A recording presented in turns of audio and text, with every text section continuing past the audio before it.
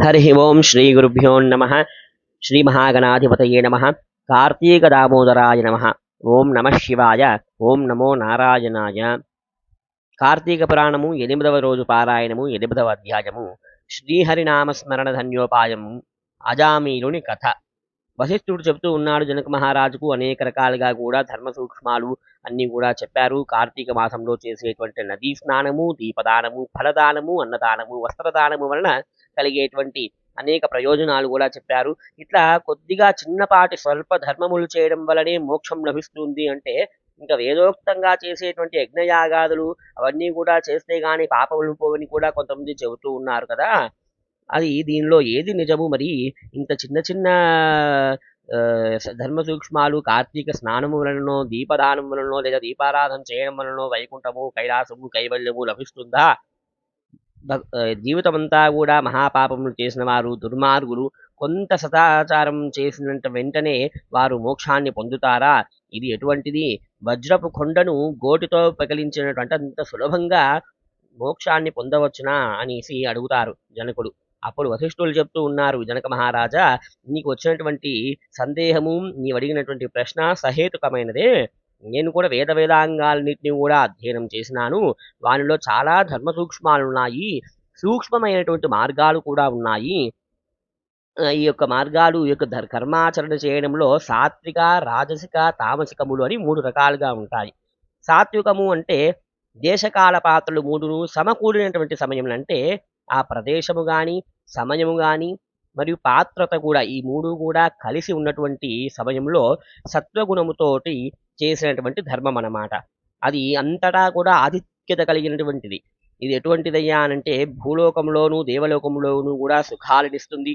ఉదాహరణకు ఒక నదిలో ఉండేటువంటి ముత్యపు చిప్పలో స్వాతి కార్తెలో వర్షపు నీటి యొక్క బిందువు పడి వెంటనే ముత్యముగా మారిపోయినట్లు, అంటే సమయము, కాలము మరియు ప్రదేశము, పాత్రత ఇవన్నీ కూడా ఒక్కసారిగా కుదిరినప్పుడు ఇది మోక్షం కారణమవుతుంది, అంటే మోక్షాన్ని పొందడానికి సాధనమవుతుంది అని కూడా చెప్పారనమాట.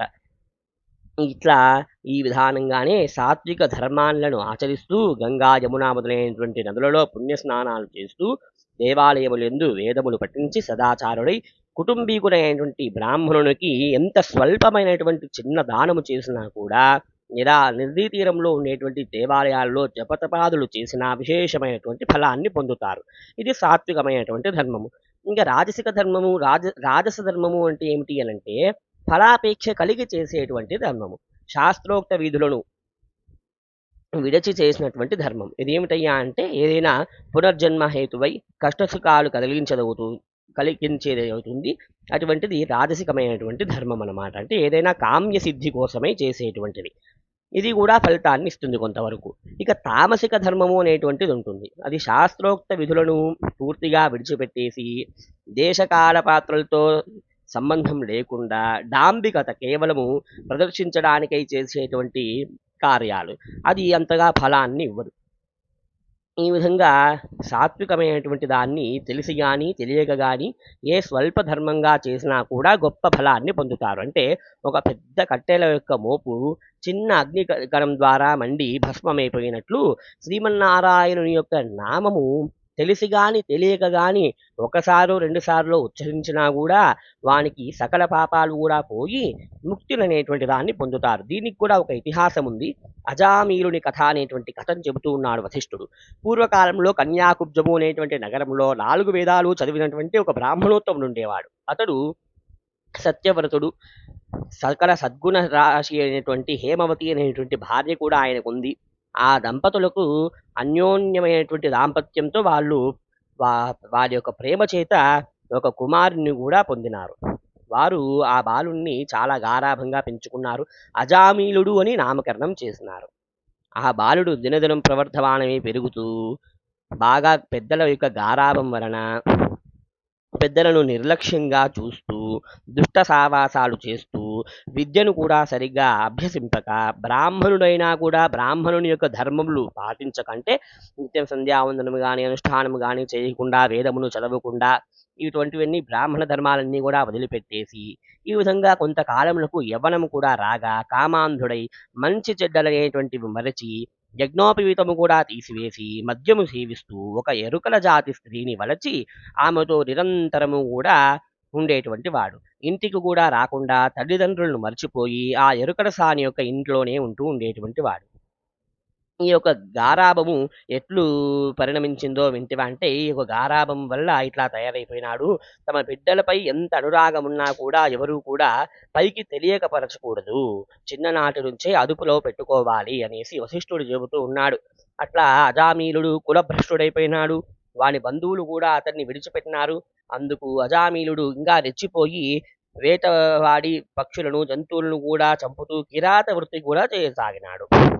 ఒక రోజున ఇద్దరు ప్రేమికులు అడవిలో వేటాడుతూ ఫలములను కోయుచూ ఉండగా ఆ స్త్రీ తేనె పట్టుకై చెట్టెక్కి తేనె పట్టును తీయబోగా కొమ్మ వెదిగి కింద పడి చనిపోయెను.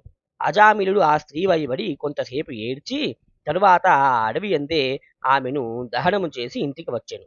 ఆ ఎరుకల దానికి అంతకుముందే ఒక కుమార్తె ఉండెను.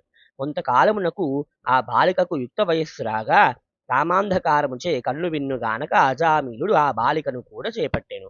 ఆమెతో కూడా కామక్రీడలతో తేలియాడుతూ ఉండెను. వారికి ఇద్దరు కొడుకులు కూడా కలిగిరి. ఇద్దరు కూడా పురిటిలోనే చచ్చిపోయిన వారైనారు. మరలా ఆమె గర్భము దాల్చి ఒక కుమారుణ్ణి కలిగింది. ఆ యొక్క కుమారునికి నారాయణ అని పేరు పెట్టి పిలుచుచు ఒక్క క్షణమైనా కూడా ఆ బాలుణ్ణి విడవక ఎక్కడికి వెళ్ళినా కూడా వెంట పెట్టుకొని వెళ్తూ నారాయణ నారాయణ అని ప్రేమతో పిలుస్తూ ఆ బాలుణ్ణి సాకుతూ ఉండేది. కానీ నారాయణ అని స్మరించిన ఎడల తమ పాపములు నశించి మోక్షములు పొందవచ్చును అని వారికి ఏమాత్రము కూడా తెలియకపోయెను. అయితే కొంతకాలము జరిగిన తర్వాత అజామీలునకు శరీర పటుత్వము తగ్గి రోగగ్రస్తుడై మంచాన్ని పట్టినాడు. చావుకు దగ్గర వచ్చినాడు. అయితే ఒకనాడు భయంకరాకారముల్లో ఉండేటువంటి పాశాలు ధరించినటువంటి యమభటుడు ప్రత్యక్షమైనారు. వారిని చూసి అజామీలునకు భయము పొంది కుమారుణ్ణి పిలిచెను. నారాయణ నారాయణ అని పుత్రవాత్సల్యముతో కుమారుణ్ణి పిలిచెను. అట్లా నారాయణ నారాయణ అంటూనే ప్రాణాలు విడిచినాడు అజామీలుడు. అజామీలుడి నోట నారాయణ అనేటువంటి శబ్దము వినపడగానే యమభటుడు గడగడ వణికిపోయినారు. అదే వేళకు దివ్యమంగళాకారుడైనటువంటి శంఖము, చక్రము, గదా మరియు మొదలైనటువంటి ఆభరణములు, అలంకారములు ధరించినటువంటి విష్ణు భక్తులు అంటే శ్రీమన్నారాయణుని యొక్క దూతలు కూడా విమానంతో అక్కడికి వచ్చినారు.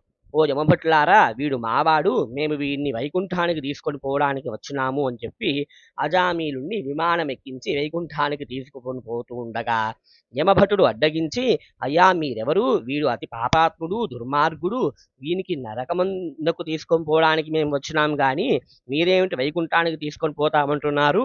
మాకేమి అర్థం కావడం లేదు అని ఆ విష్ణుదూతలను యమభటుడు అడిగినారు. అయితే మరుసటి రోజు రేపు 9వ రోజులో ఈ యొక్క విషయం తెలుస్తుంది. విష్ణుదూతలు యమభటులకు ఏమి చెప్పినారు ఎట్లా అనేటువంటి విషయము. ఈ రోజుకు 8వ రోజు పారాయణం సమాప్తము. ఇట్లా స్కాంద పురాణాంతర్గతమై వశిష్ఠుడు జనకుడికి చెబుతూ ఉన్నటువంటి కార్తీక మాహాత్మ్యములో 8వ అధ్యాయం సమాప్తం. హరి ఓం తత్సత్.